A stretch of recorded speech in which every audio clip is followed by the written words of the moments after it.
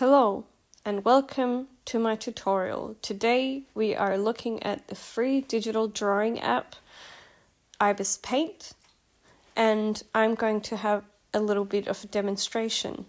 Before I do that, however, I would like to do my acknowledgement of country. In the spirit of reconciliation, RMIT acknowledges the traditional custodians of country throughout Australia and their connections to land, sea and community. We pay our respect to their elders, past and present, and extend that respect to all Aboriginal and Torres Strait Islander peoples today. Thank you. So, when we are looking at the app at first, this is the interface that we are met with. So this, as I told you before, is a free app. However, there are some paid elements. For example, if you want an online gallery, you have to pay. However, when you look at my gallery, this is all free. And I'm going to now demonstrate to you guys how to use it. Firstly, we open a new canvas. I'm going to use this type of canvas. However, you can use so many others. Firstly, when you look at this, the first thing you see is the toolbar to your left, the toolbar underneath you, and the small toolbar at your right. All of these are different things that you can use to help you make a digital drawing. Firstly, what we're looking at are brushes, and as you can see, there's quite a huge range of brushes available for you guys to use at your disposal. However, there is one catch, and that is you have to look at an advertisement before you have the full access to the brush library. However, when you've seen this advertisement, you can use the brushes freely for 24 hours before you have to look at another advertisement. What I find is a quite easy thing to deal with. So, let's just look at what these brushes can do when you put them on canvas. At the moment, I am using an iPad with an Apple Pen. However, this app, this IbisPaint app, can be used with any kind of tablet available. So if you're using a Samsung tablet, you are then using a Samsung stylus with it. And the compatibility is the same.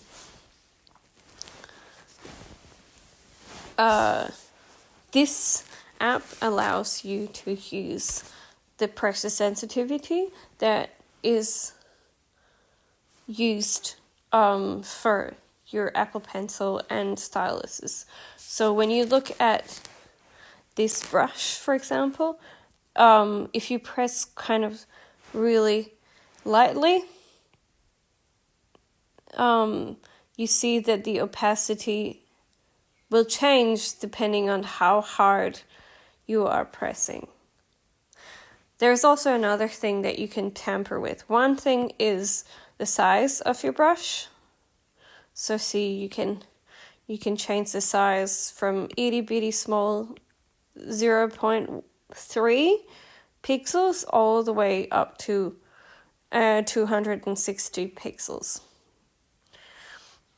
With all these brushes, they all have different sizes that are their maximum. So this one is quite high, and then you have brushes that have a slightly smaller range. Another thing you can tamper with is the overall opacity. So not only is the opacity changeable through pressure, you can also change it with this bar. So you can have a really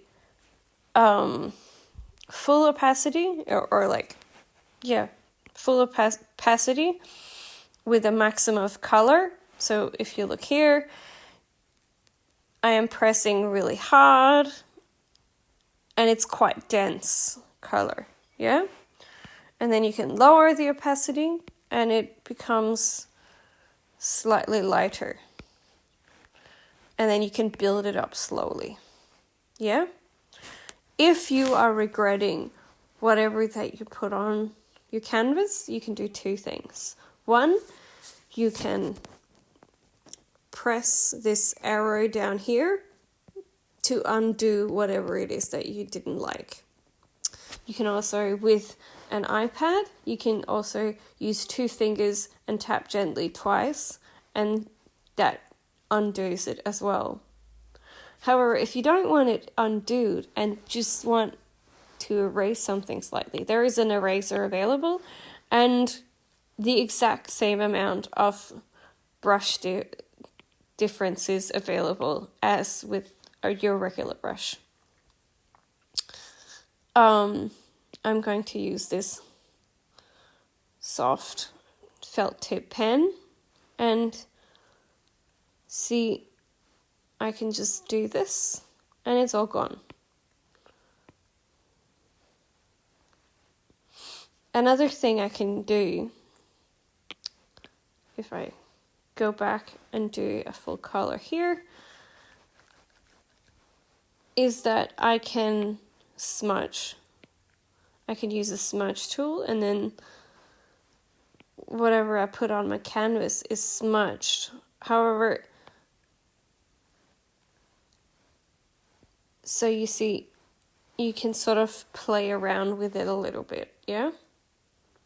And you can blur some elements.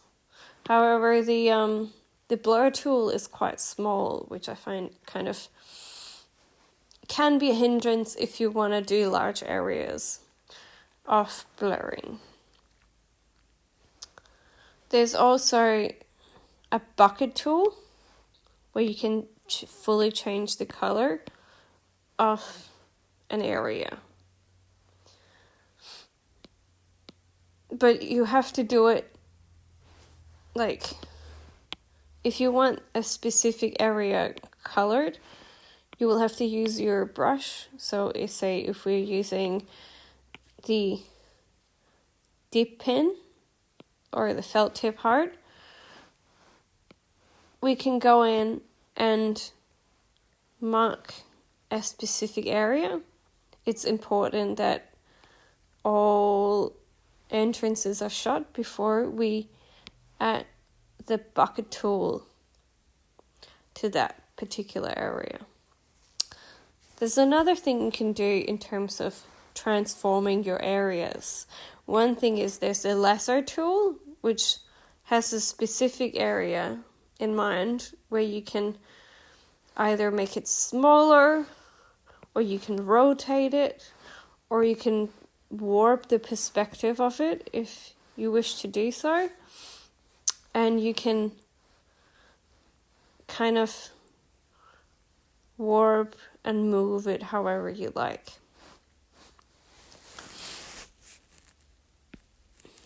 When you're done with whatever you're doing, you just tap remove selection and it's done.